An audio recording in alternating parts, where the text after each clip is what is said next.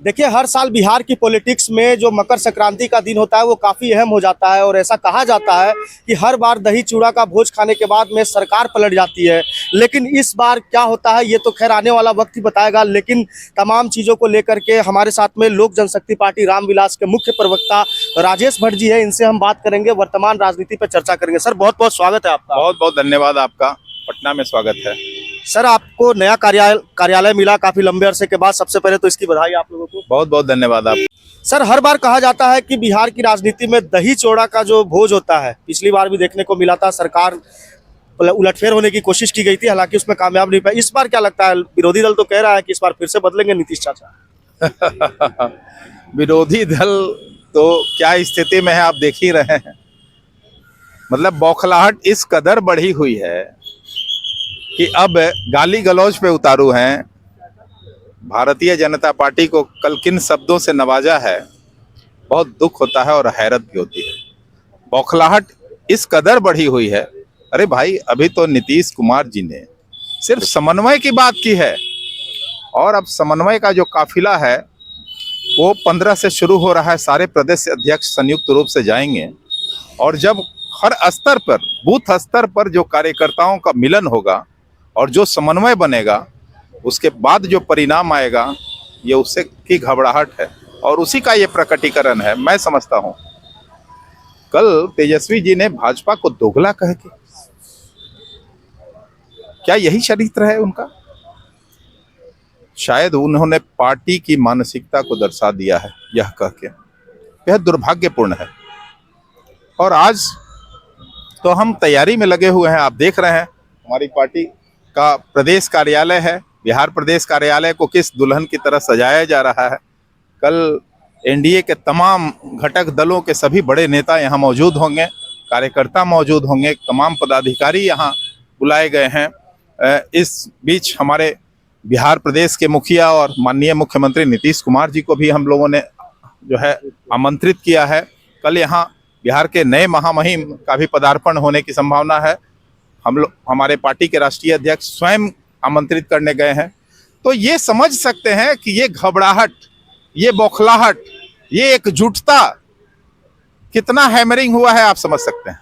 Sir, अभी मैं 2025 में जो 225 का भी एनडीए ने लक्ष्य रखा है, मैं तो ये कह के आपको स्पष्ट कर देना चाहता हूं कि 225 हमने मांगा है, बिहार की जनता तो 243 के लिए तैयार है। नहीं तो जैसे अभी मैं पटना में घूम रहा था, पटना में विरोधी दल के नेताओं से बातचीत हुई, राष्ट्रीय जनता दल के कुछ विधायकों का यह कहना था कि दही चूड़ा का भोज चिराग पासवान चाहे जितना कर ले, लेकिन सबसे ज्यादा हेवी जो दही चूड़ा का भोज होता है, मतलब कहने का मतलब राजनीतिक रंग देने की कोशिश कि नीतीश जी और लालू जी जब एक साथ बैठेंगे तो कुछ भी संभव है। नहीं, बैठेंगे तब ना।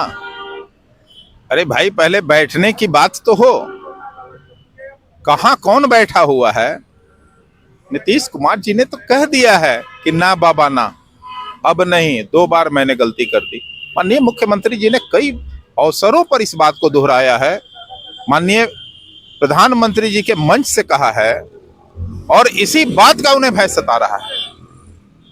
चाचा और भतीजा में सब कुछ कॉमन है, एकदम सामंजस्य से बैठ गया, पहले एक दूसरे को देख नहीं चाहते। तो देखिए, कोई व्यक्तिगत रंजिश नहीं है, पॉलिटिकल विचारधाराओं का मतभेद हो सकता है, कोई व्यक्तिगत दुश्मनी तो है नहीं। वो हमेशा हमारे पार्टी के राष्ट्रीय अध्यक्ष अपने पूरे परिवार के जनों को जो है सम्मान देते रहे हैं और आदर का भाव रखते हैं। जो उनके पिताजी से, हमारे पार्टी के दिवंगत नेता पद्मभूषण स्वर्गीय रामविलास पासवान जी से जो उनके संस्कार मिले हैं, जो परवरिश हुई है, वो परवरिश तो स्पष्ट रूप से दिखता है ना, उनके संस्कारों में झलकता है। आप बता दीजिए, इतनी कटुता के बाद भी कभी उन्होंने अपने चाचा जी का अपमान भरा कोई शब्द कहा क्या? तो ये उनके संस्कार हैं। वो किसी को भी जी और आदरणीय भाव से बात करते हैं। ये उनका अपना स्टाइल है, अपना पिता से मिले हुए गुण और संस्कार। चिराग पासवान राजनीति में कितना अहम है ये तो बिहार की जनता जानती है, लेकिन लोक जनशक्ति पार्टी कितनी सीटों पे तैयारियां कर रही है और कितने लक्ष्य रखा है आप लोगों ने एनडीए के अंदर जाने का, क्या भाई हम इतनी सीटों पे चुनाव लड़ेंगे?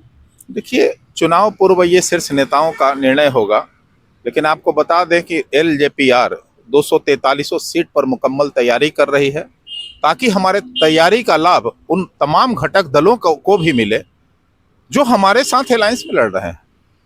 हमारे कार्यकर्ता इनर्जाइज रहेंगे, हमारे वोटर्स हमारे तरफ होंगे, तो निश्चित तौर पर उसका लाभ पूरे एनडीए को मिलेगा। तो हमारी जो तैयारी है वो 243 सीटों पर है, क्योंकि समन्वय के तहत सीटों का जो है शेयरिंग होगा और कौन सीट किसके पक्ष में जाएगा ये तो आने वाले दिन में तय होना है, लेकिन हमारी जो मुकम्मल तैयारी है वो 243 सीटों पर। सर, कार्यकर्ता नारा लगाते हैं बिहार का मुख्यमंत्री कैसा हो, चिराग पासवान जैसा हो, लेकिन चिराग पासवान जैसे ही नववर्ष में आए उन्होंने हाजीपुर में मुझे ही कहा था कि अब हमारे मुखिया जो है प्रदेश के नीतीश कुमार है और उन्हीं के नेतृत्व में चुनाव लड़ा जाएगा। तो ऐसे में कार्यकर्ताओं का जो मनोबल है वो कहाँ जाएगा? देखिए, कार्यकर्ताओं का अपना अरमान है, ये कार्यकर्ताओं की अपनी अभिव्यक्ति हो सकती है, लेकिन सरकारी तौर पर और राजनीतिक तौर पर यह घोषणा हो चुका है कि 2025 में हम लोग माननीय नीतीश कुमार जी के नेतृत्व में पूरा एनडीए जो है एकजुट होकर लड़ेगा और बिहार में एक मजबूत सरकार हम लोग डबल इंजन की देने जा रहे हैं। तेजस्वी यादव ने कहा कि नीतीश कुमार, जैसे लालू प्रसाद यादव ने कहा कि नीतीश अगर आते हैं तो हम उनको रख लेंगे, और वही नेता प्रतिपक्ष तेजस्वी यादव ने कहा कि नीतीश कुमार को रखने का मतलब है खुद के पांव पे कुल्हाड़ी मारना। इस बयान पे लोजपा रामविलास क्या सोचती है? तब इतना घबराहट क्यों है, तब इतने ललायत क्यों है?